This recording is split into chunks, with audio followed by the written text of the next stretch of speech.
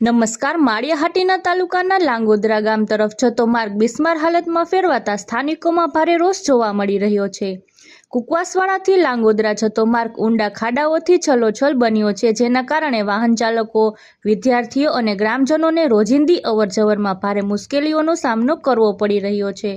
આ માર્ગ પરથી આસપાસના 6 થી 7 ગામોના લોકો પસાર થાય છે, પરંતુ માર્ગની દયનીય હાલતને કારણે અકસ્માતનો ભય સતત સતાવી રહ્યો છે.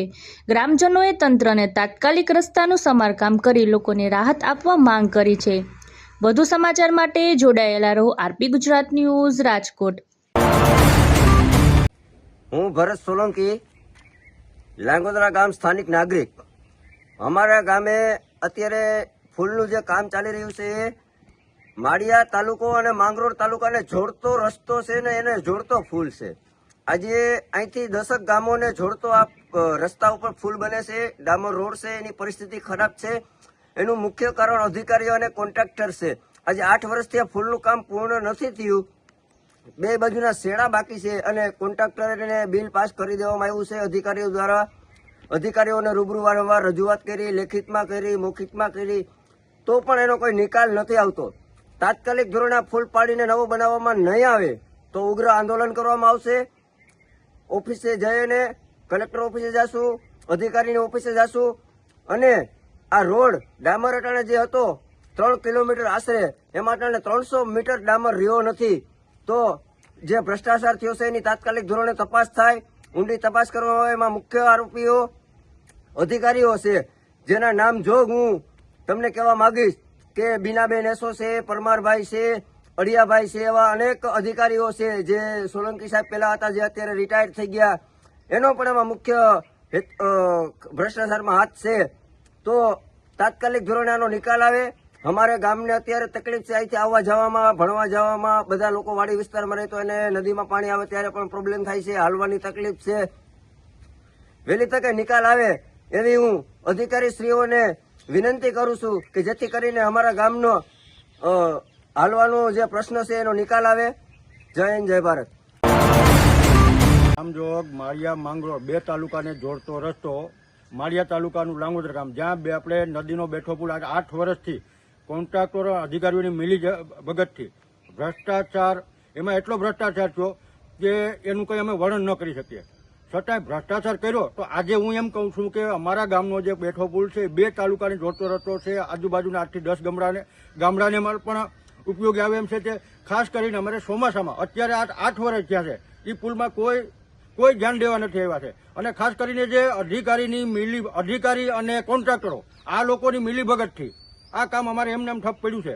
લાખો રૂપિયાનો માલ જ્યારે પણ ચોમાસું આવે ત્યારે નદીની અંદર પાણી આવે, ચણાઈને ભાગીએ. એનું શું? એ પૈસા જે છે જનતાના ટેક્સના જ પૈસા છે. તો આ ક્યારે આનો નિકાલ ક્યારે આવશે? આનો નિકાલ ક્યારે આવશે? હું પૂછવા માંગુ છું કે આનો નિકાલ ક્યારે આવશે?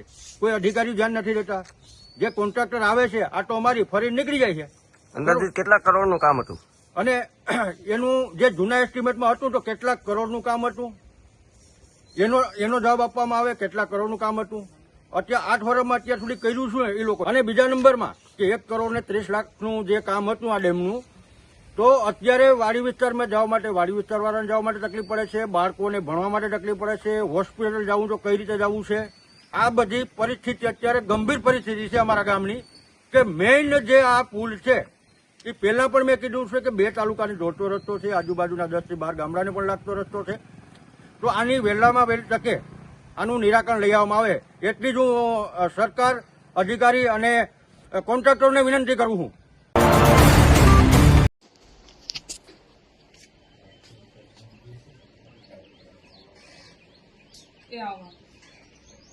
હવે એક કામ કરું, અત્યારે સાહેબ તો છે નહીં, બરાબર છે, ડિવિઝનમાં અત્યારે માથાકૂટ થઈ જાય એટલે સાહેબ નથી, બરાબર, સાહેબ નીકળી જાય.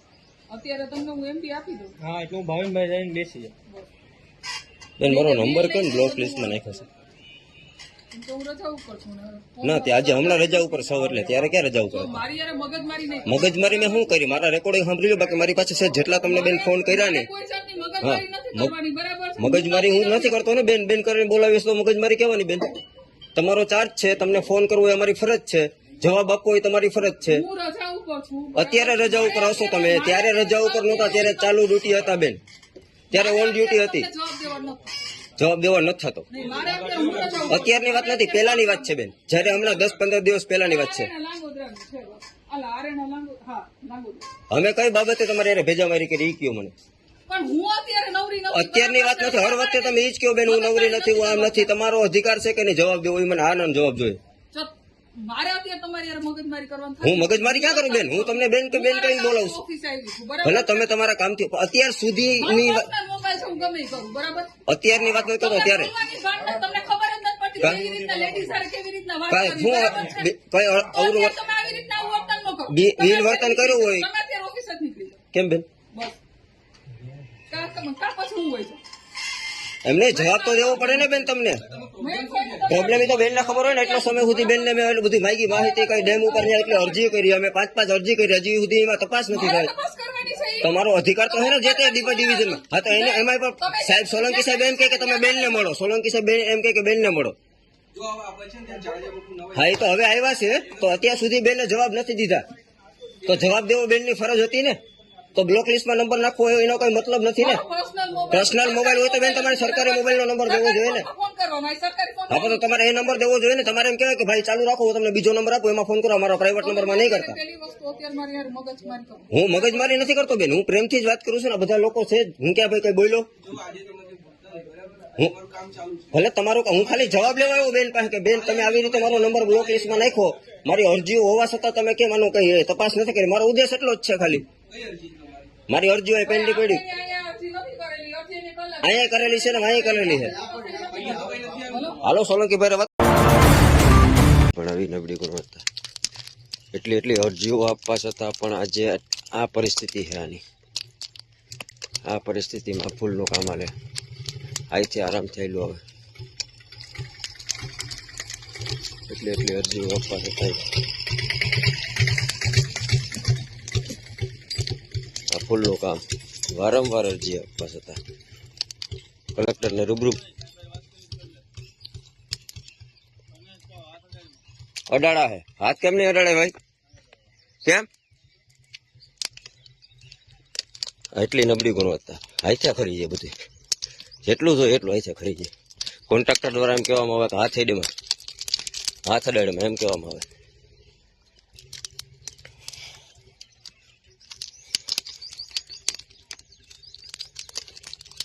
આ જોઈ શકો છો તમે, હાથે કેટલા ગાબડા પડી જાય છે, હાથે ખરી જાય છે. એક પુલમાં નહીં, બધા પુલમાં એવી રીતે છે, આમાં પણ એવી રીતે છે.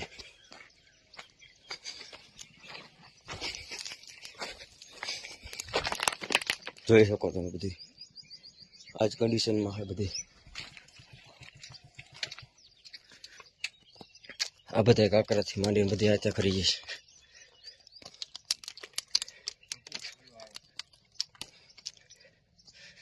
એટલી બધી સારી કોઈ બેદરકારી, નબળી ગુણવત્તા.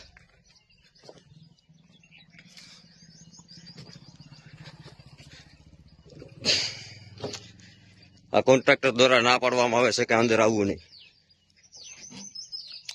ફૂલ દાદાગીરી વાપરે છે. આ ફૂલ અહીંયા પણ તમે જોઈ શકો છો,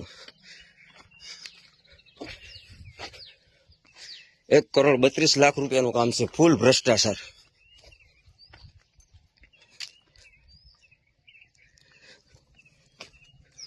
જોઈ શકો છો. આમાં થીગડા મારવામાં આવે પછી થઈ ગયા. આવી હદે નબળું કામ છે. આ કૌભાંડ, આ કડનો ઉપરનો ખૂણો હાથે નીકળી, જેટલા કાઢવાલા નીકળે. જોઈ લો, એટલે હમણાં મહિલા આવે. આ ભ્રષ્ટ અધિકારીઓ રોજ ફોન કરું છું, જિલ્લા લેવલ સુધી રોજ રજૂઆતો પુગાડી છે, છતાં એવું હજી નબળું કામ. મેન હાથ અધિકારીઓનો આ હાવ નબળું. જોઈ લો, જેટલા કાંકરા ખોલવા એટલા ખુલે. અહીંથી આખો ડેમ તોડ નાખો ને તો તૂટી જાય. અને અધિકારીઓ એમ કહે કે સારું કામ થાય છે. આ છેલ્લો પાયો, છેલ્લો પાયો. આજે છેલ્લો પાયો.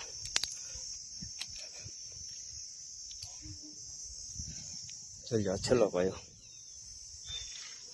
અને એવું આખા ડેમ એક જ જગ્યાએ એવું નથી, બધી જગ્યાએ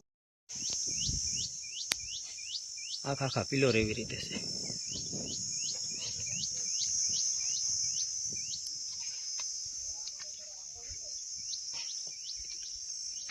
ખાલી એક જગ્યાએ નહીં, જોઈ લો.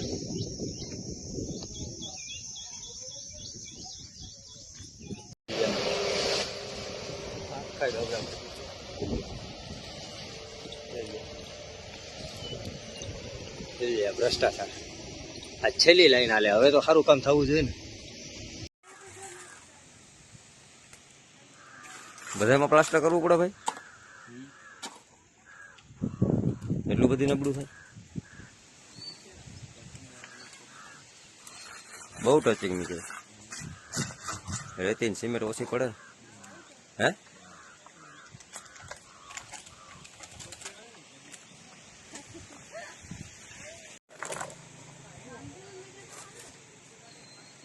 કોન્ટ્રાક્ટરે કીધું કે બધું કરવાનું?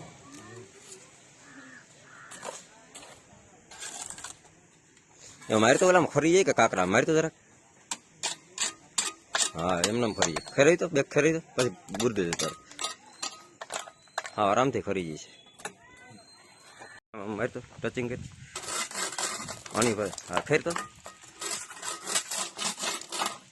ખેર જરા એ આરામથી ફરી જાય છે, આરામથી. આવું નબળું કામ થાય, અહીંથી નીકળી જાય. નીકળ્યા કાંકરા જ છે, અહીંથી નીકળવા માંડ્યા, અહીંથી નીકળવા માંડ્યા.